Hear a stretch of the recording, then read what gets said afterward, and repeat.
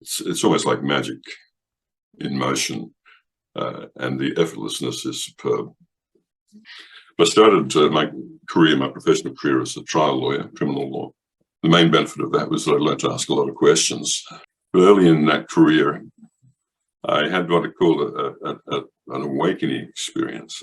This was a shift of consciousness, is the only way I can describe it. And that happened after I met a very great yogi. And as a result of that, I thought, well, why not see if the meditation processes work with athletes? And I ended up training 14 Olympic athletes. That was the first coaching job that I did.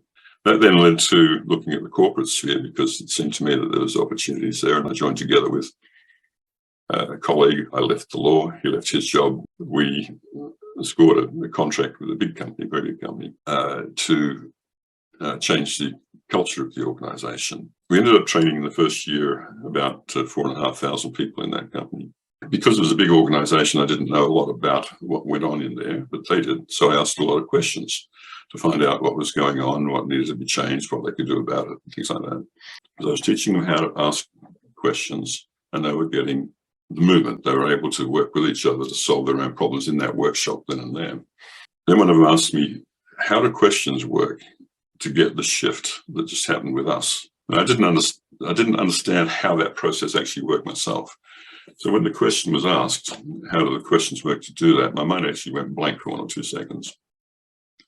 And because I'd done a lot of meditation, I was used to observing my own mind operate. And while the mind was blank, there was a space. And then I noticed the shift that was going on inside that space. And I gave the answer to the question. And I said, well, the questions expand, contract, direct, and focus consciousness. But they're part of our own being. If you can tap into them more often, then you have higher levels of performance, and that's well recognized. The question is, how do you do it? How do you get into those states? The main thing is that with this process, which I call consciousness-centered coaching, probably for obvious reasons, I mean, we work directly with not just the concept of consciousness, but with the movements of consciousness. There are 2 crucial elements to it when you're coaching. One is the state of consciousness of the coach and the client. But the second part is the way the questions shape the processes by which that happens.